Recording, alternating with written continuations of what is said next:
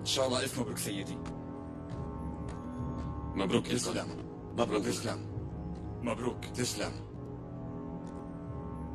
سيدي، قيامك بقتل العميل رقم 2 بتركيا، شعبنا حطك تاج على راسه.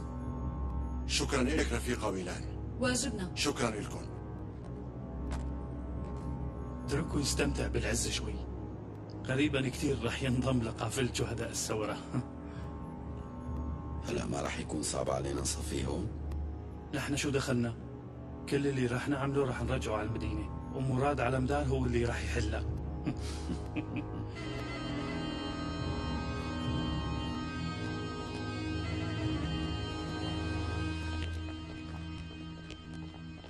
معلم اجا السيد متى، انت فوتوا على مكتبك. انت شو عم تعمل هون؟ ليش منك بالمشفى؟ معلم، نتائج تحاليل دم يلي قتل ميماتي طلعت وجبت لك اياها. اذا بتسمح لي رح اقدم لك الظرف. لك خلصنا بقى، احكي ليش مات الزلمه؟ معلم، طلع في سم من نوع خاص موجود بدمه، اعطوه اياه قبل 8 ساعات تقريبا من وفاته.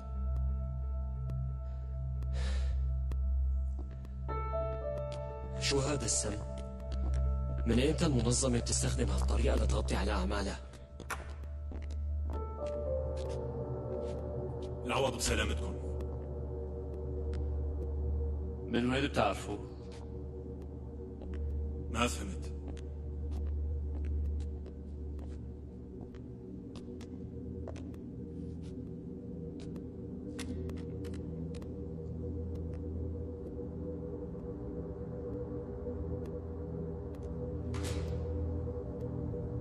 اللي من وين بتعرف يلي قتل ميماتي؟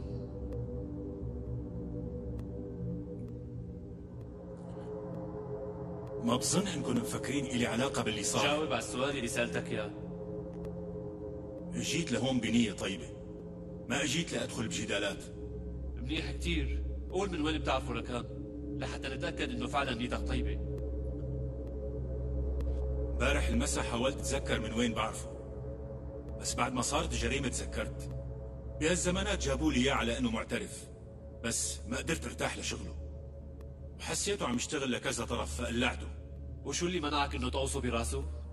على مين بدي اقوص؟ عندي شي 200 واحد مثله. لصالح مين كان عم يشتغل؟ للمنظمة ولا للدولة؟ يحتمل الاثنين. عم تصير امور غريبة ورا بعضها البعض. متى ايمار رجع اليوم على البلد.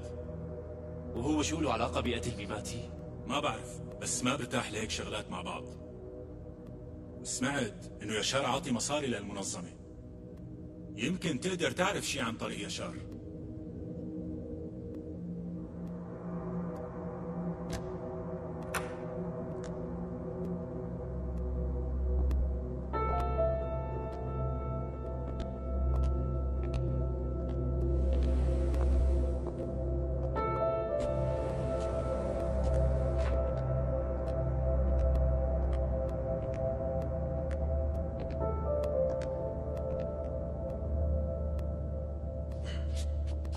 لا قولي يشار. معلم هو اللي عمله؟ بس تلاقيه فيك تسأله.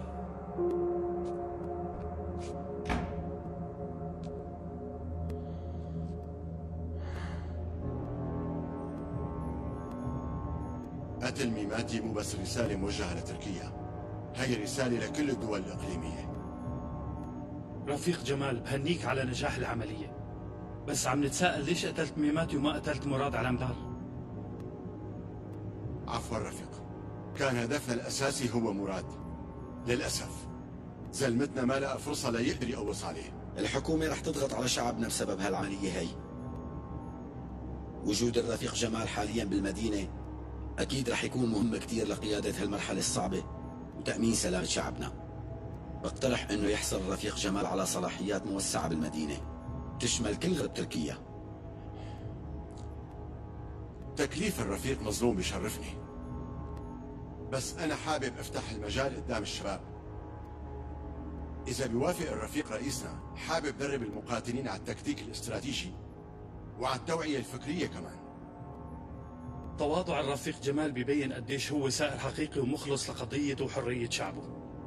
بس ما فينا نوافق على هالشي بهالمرحلة. بهذا الوضع الصعب والحرج الرفيق جمال لازم يكون بجانب شعبنا بالمدينة.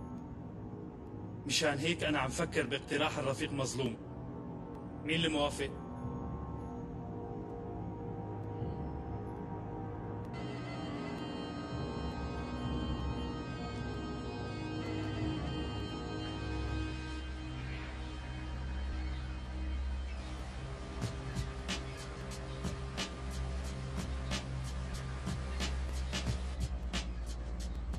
الهان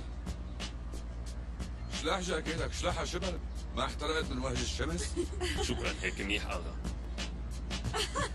الهان شلاح جاكيتك وتعا اقعد معنا وخذ لك كاس مشروب. تعال تعال اغا، خليني عم تابع الاجراءات الامنيه. ولك حاجه اجراءات حاجه؟ هذا اليوم احلى يوم بحياتي. ما ضل لي بالحياه حدا غيرك يقعد معي ويشاركني هالفرحه. تعال يا الهان، المركب معبأ امن، ما راح يصير شي. ارتاح. انتبهوا منيح شباب. حاضر.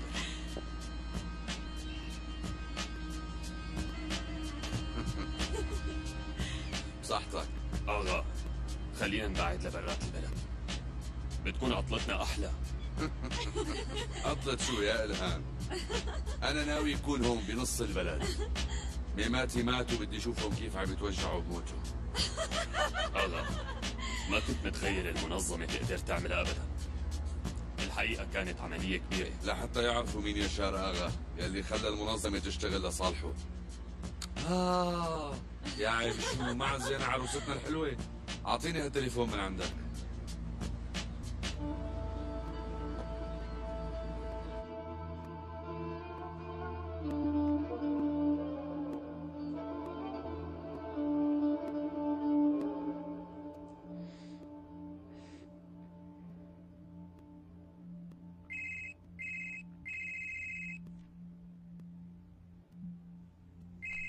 هاتي أنا برد. ألو نعم. سلوى حبيبتي، العمر إلك. وبكل وقاحة عم تتصل فيني؟ لا عيب يا سلوى، أنا أكثر واحد فهمان وضعك. أنا فقدت ابني. زوجك اللي أنت فقدتيه راح تلاقي غيره. أنت اللي قتلت ميماتي؟ ميماتي من وقت ما اختار يلبس كفنه. يلي بيفكر ياخذ عروس ابن يشار قطرجي فلازم يدفع الثمن. بدي اقتلك بايدي، رح ورجيك شو بدي اعمل براسك يا حقير. هاتي لشوف. انت هلا عروس مسكينه يا ارملي، ما تجوزها بالعرس. انت ما تاكلي هم وانا ما بتركك لوحدك. تعرف كم كلب بدك خلصنا عليه؟ يلي بيطلع بايدك اعمله. نسرين، ما تفكري اني نسيانك. الام والبنت حسابكم مع بعض.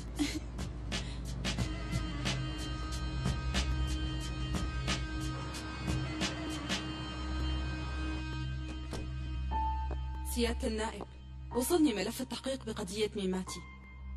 إذا ما عندكم مانع، هذا التحقيق يعمله زميل تاني غيري. أنا كنت مفكر إنك بشكل خاص رح تطلبي هذا التحقيق. ما بعتقد إني رح أقدر كمل التحقيق بشكل سليم بهالمرحلة، يا ريت تعفوني. أستاذي رح يفكروا إنك هربتي من هاي المهمة بسبب مراد على مدار. ما بيهمني شو بيفكروا حضرة النائب. عم تحكي هيك لأن القصة لساتها سخنة. أنت زميلة إلها مستقبل مهني. ضميري ما بيسمح لي إنه مستقبلك يتأثر بسبب تركك لهذا التحقيق. حضرة النائب، طيب اسمح لي اطلب إجازة إدارية بهي الفترة. بلشي بالتحقيق بهي القضية، بعدين فيكي تاخدي إجازة.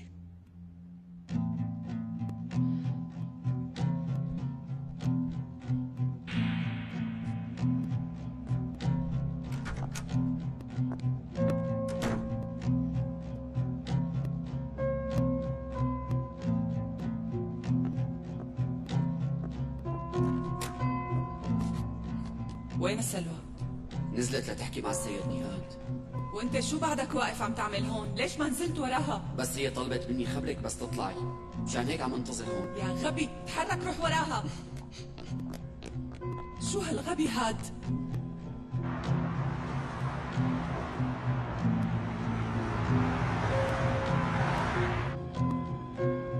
ايه لحظة معلم، رئيس الختيارية حابب يحكي معك. سيد أشرف على الخط. بعدين عبد الحي. سيد أشرف من حكيك بعد. شو صار معك؟ هاليومين حكيت معه. ماشي، اتصل انت. قال لي في شيء ما طبيعي. مماتي مات وبتقول لي في شيء مو طبيعي؟ بدي نتيجة على السريع عابد. أخي هذا الشغل أعلى من يشار، أكيد في شيء تاني. عبد الحي أنا هلأ ماني بوضع فيني فكر أو أعطي رأيي. كل واحد بيطلع قدامي متورط بدي آخذ بتاري منه.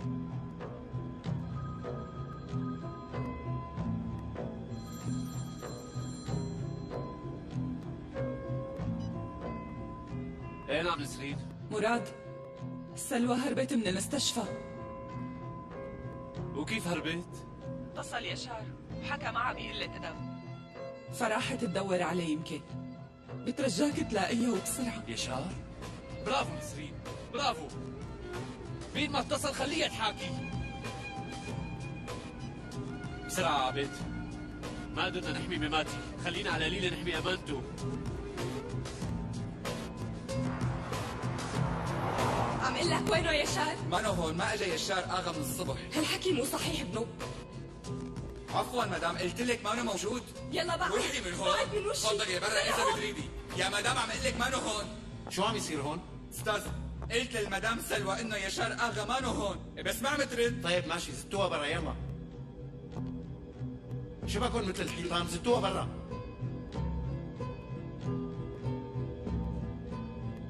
اتركني يا حقير، اتركني، اتركوني، بعدوا عني يا كلاب، اتركوني، اتركوني. عم قل لك بعد من وشي احسن لك. سلوى لك وين تركتوني؟ تدخلوا لك تدخلوا. سيد مراد هي سحبت علي سلاح. يا حقير قصدك هاد ما؟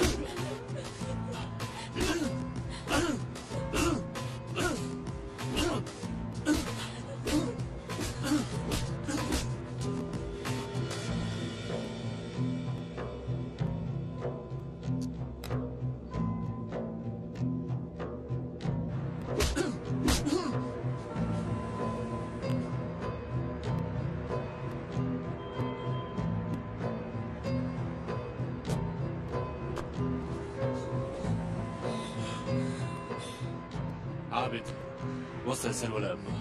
حاضر. يلا.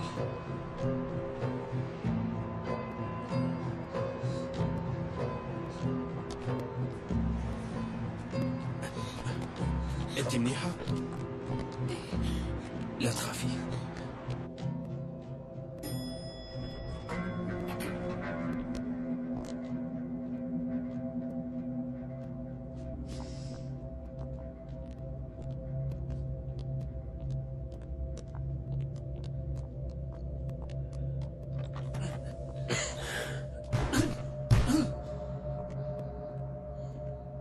باليخت، يشار آغا باليخت.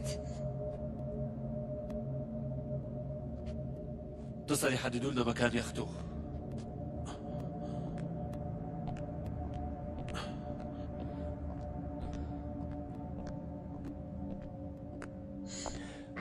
الو.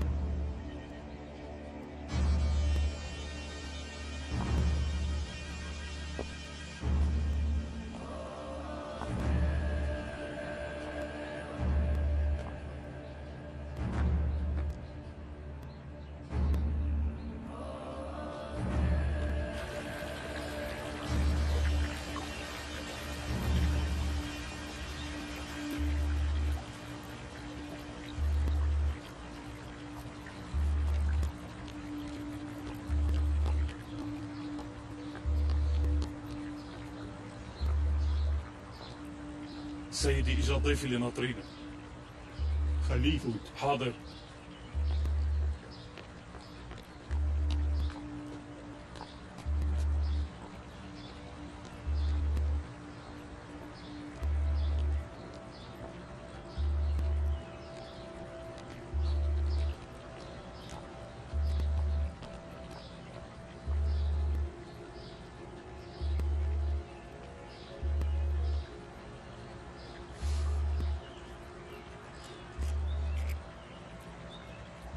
مين سمح لك ترجع لهون؟ وضع أمي ما منيح، كان لازم أرجع. معك 24 ساعة، خلص شغلك وارجع. مسكينة مرضها خطير، يمكن طول وأنا جنبها. لازم أكون واقف معها بهيك ظروف. ما فيني ساعدك بشي بعد 24 ساعة. أنت انتظر، وبعد 24 ساعة كل شي رح يتغير.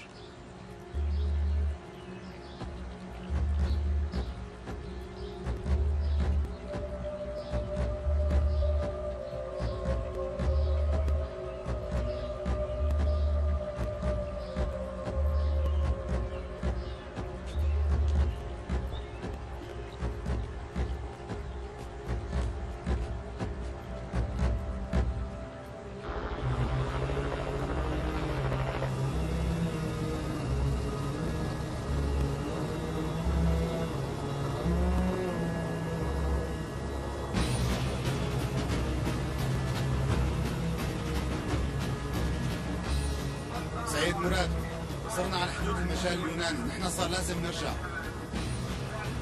اسمعني سيد مراد؟ بس ليكو ياخد صار قدامنا. آسف بس هن مبرات المياه الإقليمية. أنت بدك تضل معنا لننزل فوق اليخت. عم يحاكونا على اللاسلكي. إذا ما رجعنا رح يضربوا علينا فورا. انزل لتحت. يا سيد مراد ما في مسح بنوب. عامل لك انزل لتحت على اليخت.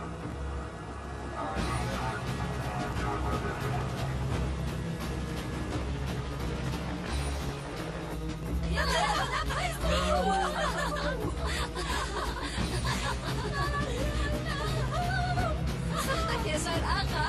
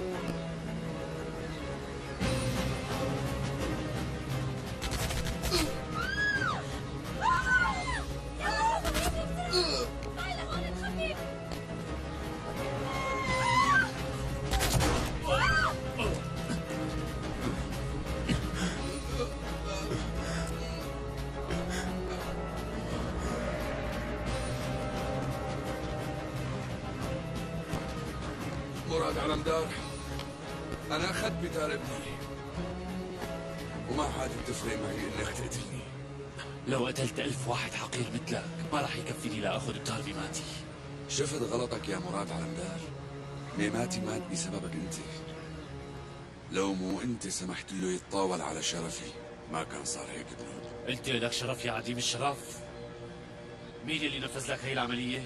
أنا كرمال اقتل ميماتي أعطيت المنظمة مال قارون. أعطيني أسماء. جمال،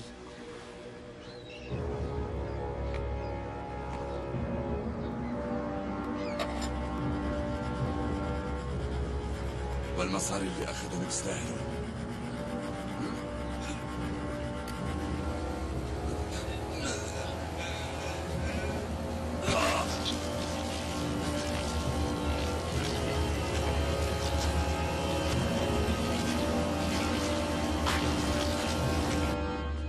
سيلو، كيف الوضع على الحدود؟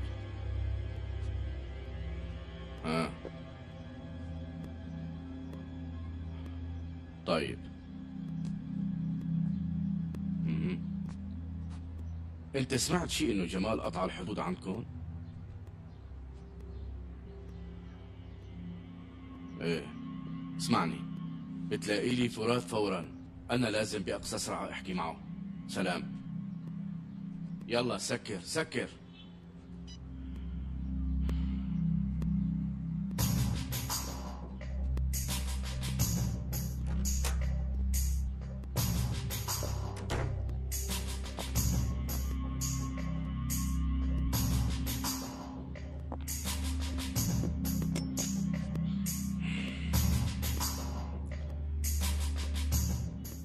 تفضل كلوا، يلا صحة وهنا. معلمي، في شي أخبار عن مراد؟ معلمي، مو واجب إنه نعزيه؟ رح عزيه. وشو نحن؟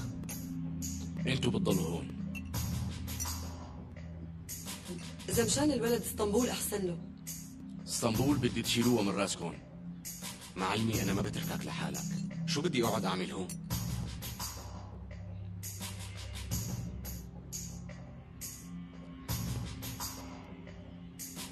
رح تتزوج.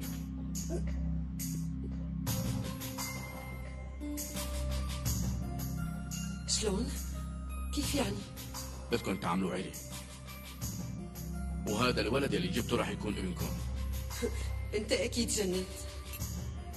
باقي بعتبره مثل اخي. ايه طيب، انا ما قلت رح تكونوا رجال ومرته، بس رح تبينوا هيك. بدك ما تواخذني كارة، لحد هون وبس.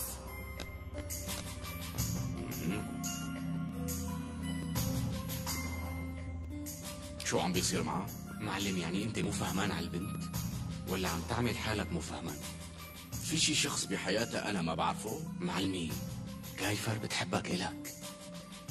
بلا هلا لك. قلي شو بدها تحب فيني هي المرأة؟ معلم هذا القلب. خراس، حاجة حكي فاضي حاجة. يلا كمل أكلك.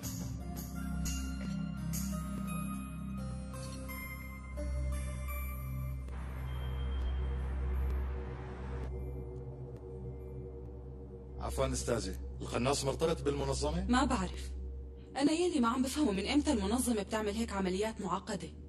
مثل ما عم تقولوا بملفكم، شربوا القاتل سم قبل ما يبعتوه. مزبوط استاذي، خططوا انه يموت مشان ما يحكي بعد العملية. سبقوا وعطوا عناصرهم مخدرات وبعتوهم لعنا. عفوا أساتذة، عم تقولوا عطوه سم مشان ما نعرف مين هو الفاعل؟ وهذا الشيء ضد سياسة المنظمة. استاذي، نحن متأكدين انه إلهم علاقة، ونحن وصلتنا معلومات أكيدة انه قادة مهمين بالمنظمة سبق واجتمعوا بالقاتل. وين اجتمعوا فيه؟ عفوا استاذي، زملائنا على وشك يحددوا المكان، بس يعرفوا وين هن رح نداهمهم. ما بتعملوا شيء قبل ما تعطوني خبر. بدي يكون معكم بالعملية. استاذي، لازم نحافظ على هدوءنا. بعرف انه ميمتي كان معرفة، معك حق. قصدك اني عم بتصرف بشكل عاطفي؟ معك حق، تصرفي عاطفي، وانا رح ضل هيك عم بتصرف لحتى اقدر اكتشف الحقيقة. وهلا في اي شيء تاني؟ بالإذن استاذي. بالإذن استاذي.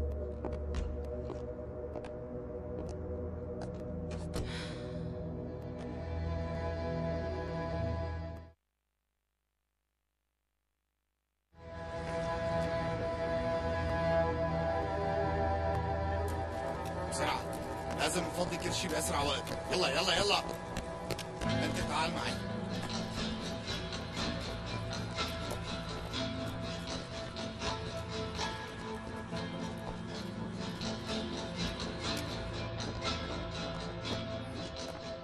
شوف بدروج اللي هنيك.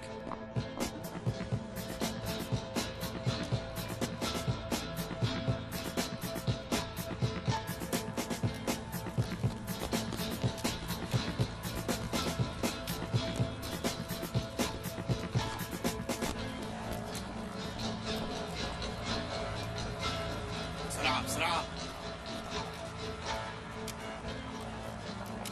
في حدا جاي. شو نعمل سيدي؟ أوصوا عليه دغري. حاضر. فورا.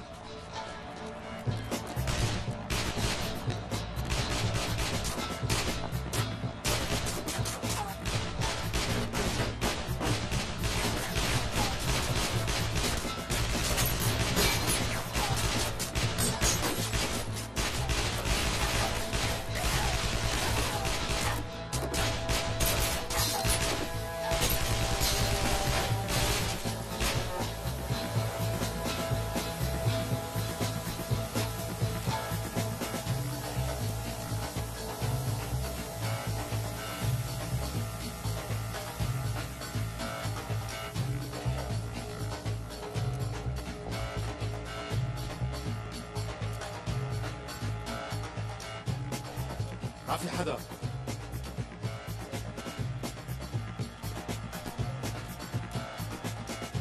ارموا سلاحكم بسرعة على الأرض. زد سلاحك. في حدا تاني منكم حابب يموت؟ ها؟ جمال وينه؟ ها؟ ما عندي جواب لواحد عميل يوسف مثلك. إذا ما عندك شي تقوله فما في داعي تضل عايش. وانت في عندك شي تقوله؟ رفيق جمال راح على قنديلي. احكي كل شي ولا؟ امتى راح على قنديلي؟ بعد الاغتيال مباشرة. يلا انتوا من هون بسرعة. وانتوا روحوا هيك. بسرعة بسرعة. مراد. وامتى راح يرجع؟ عم بسألك امتى راح يرجع؟ مراد.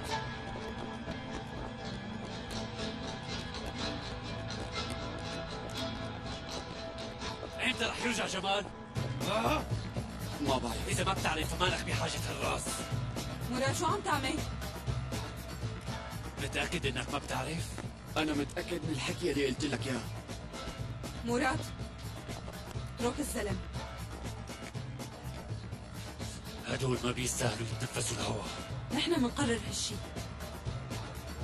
صحيح يمكن ما عنده معلومات بتهمك، بس يمكن يكون عنده معلومات بتهم جهاز الاستخبارات تبعنا. هذا الشيء ما بيهمني أبدا. بس أنت بتهمني إلي. لا يا مراد. مراد مراد استنى. نعم سيد أشرف. يعني ما بكفي خسرنا ميماتي؟ بدنا نخسرك كمان؟ إذا ما باخذ بتار بماتي أكيد بالأخير رح تخسريني.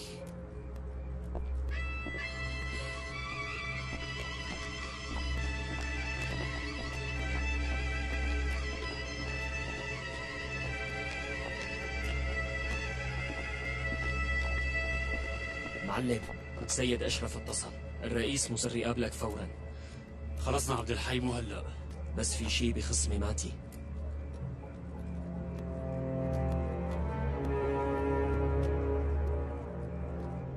يا رفاق، مع الأسف المدينة ما بتتحمل الفراغ. وقت منحقق أي أهداف كبيرة بالدولة المحتلة نحن لازم ننتبه منيح على المدن الكبيرة بالبلد. عدم وجود الرفيق جمال هنيك ترك فراغ. خلال 24 ساعة عملاء جمهورية تركيا داهموا خلايانا ودمروها.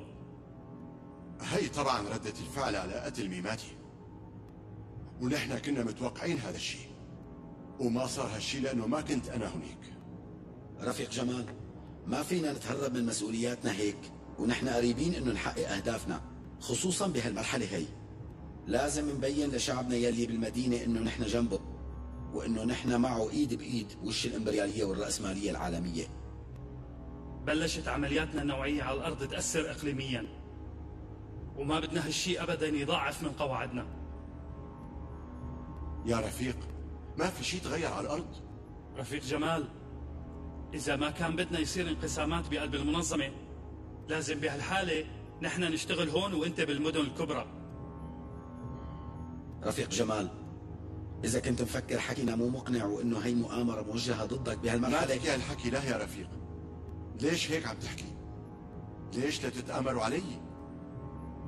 جمال، الأتراك بلشوا يشكلوا مشكلة عم تكبر مع الوقت، ونحن هلأ بفترة أزمة، وإذا ما مسكنا بهالخيطان رح يمسكوها ويخنقونا فيها.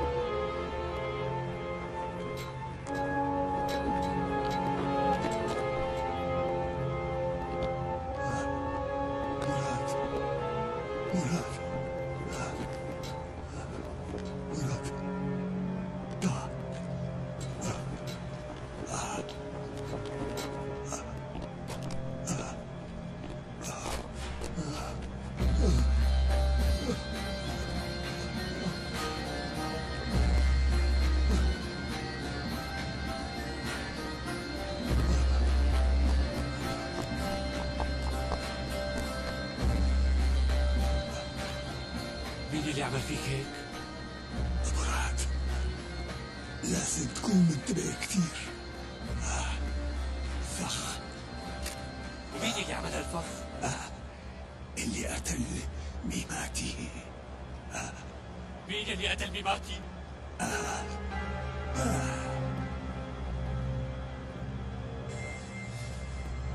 حقير.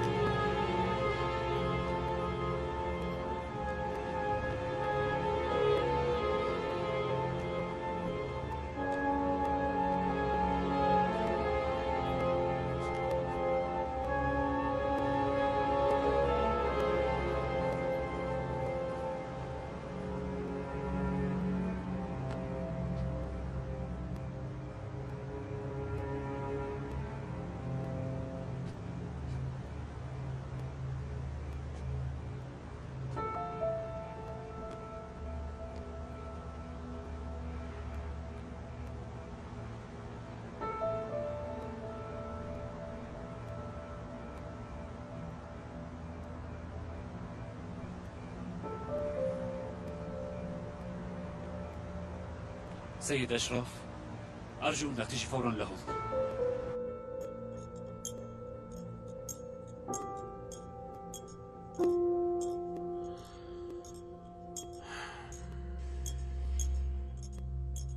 عابد خلص، الشاي تبعك برد وصار متلج. أخي اتصل فيك الزلمة شي؟ طالما ما هرب فهالشي منيح.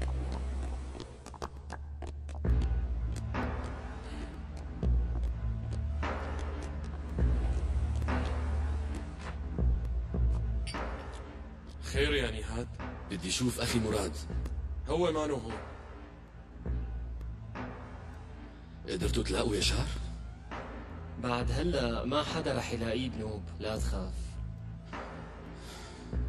ما عم اقدر افهم كيف يشار بيقدر يعملها. انت ما تتعب عقلك وتفكر يا نهاد. انت بس اهتم بامك واختك ونحن رح نحل كل المشاكل. عمران انت زعلان مني، بس انتو ما عدتوا مثل الاول، ولهيك بس بدكم مساعدتي اتصلوا فيني بيجي. اتركه عمران، ما في داعي. قليل الحياة، صار بهالعمر وبعده ولد. ضل قاعد معك بالقهوة والشاي وما عرفت تربيه. يعني طلع الحق علي بالاخير، ها؟ بعد نص ساعة بمنطقة أدا شهيرة بنفس المكان. ميماتي دلله كتير، وهذا اللي جاب وجع الراس على طول؟ ولا كنت خليته مثل التوتو؟ عابد لوين راح؟ اتركه وخليه يروح. هيك بلش يصيف.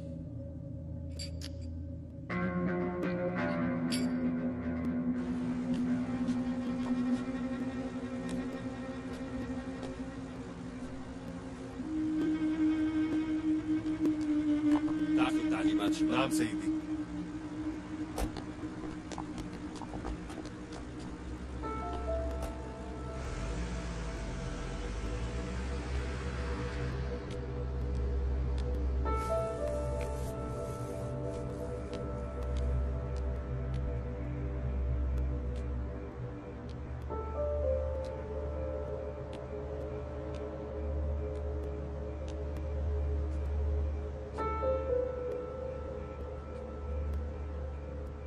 للأسف هي أول مرة بينقتل رئيس الختيارية بعملية اغتيال من العهد الأول.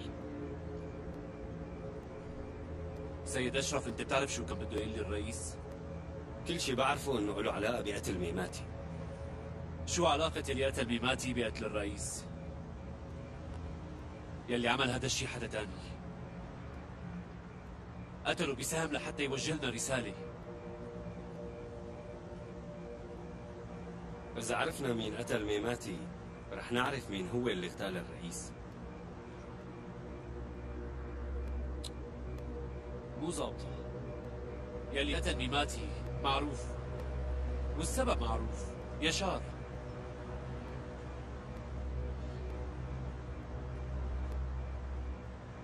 في شي تاني بخص الرئيس وانت ما عم تحكي عنه؟ بصراحة في خلافات بالرأي بين الختيارية بخص مستقبل المنطقة. الاختلاف بالرأي طبيعي. هالمرة غير. قبل ما ينقتل الرئيس كان عنده خطة بده ينفذها بالمنطقة. كان برأيه انه تركيا لازم تكون قوة اقليمية، والسياسة الوطنية تبعنا لازم تتغير، ومو بس هيك لازم نعيد تأسيس وثيقة السياسة القومية. وأول خطوة عملها انه عمل مؤسسة مهمتها انه تثبت السياسات التركية بالمنطقة المحيطة فينا. مؤسسة سرية؟ طبعا. الرئيس كان عم يحاول انه يأسس مجموعات مستقلة تقدر تدبر امورها بهي الدول. ومين الشخص اللي بده يعارض هذا الحكي؟ هلا بالتفاصيل ما بعرف اي عضو حكى حول هذا الموضوع، بس الرئيس واجه معارضة قوية من اعضاء المجلس اللي بيشوفوا انه البلد ما جاهز لا عسكريا ولا اقتصاديا ولا سياسيا لهالشي، ومو وقته نفتح هذا الباب. معروف منيح لنا انه الاجانب حجموا سياساتنا وخلونا دائما نحاول انه نلحقهم. مشروع الرئيس كان كتير صح، بس انا ليش ما عندي علم؟ كنت رح ساعد بهذا الشغل. كان الرئيس بده اياك تشارك بتأسيس هالمؤسسة والمجموعات بالمنطقة، وبس يمشي المشروع كان رح يعملك الرئيس تبعه.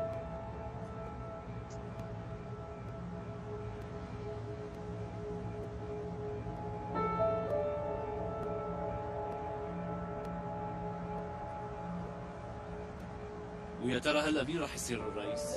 بحسب العادة أكبر عضو هو اللي بيبعت دعوات مشان يجتمعوا كل الختيارية، وبهذا الاجتماع بيعملوا انتخابات وبيعينوا الرئيس الجديد.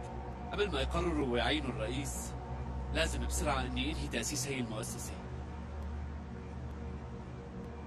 كيف فيني اوصل لملفات الرئيس؟ حسب القوانين منروح الليلة ومنحرق كل اغراضه. سيد أشرف، إذا ما وصلت للمشروع فرح تحرق مستقبلنا. مراد على مدار. كل المشاريع بتصير بحكم الاحتياطية لبين ما ينتخبوا الرئيس الجديد.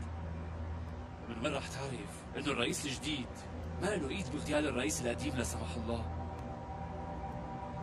خدني على مكتب الرئيس.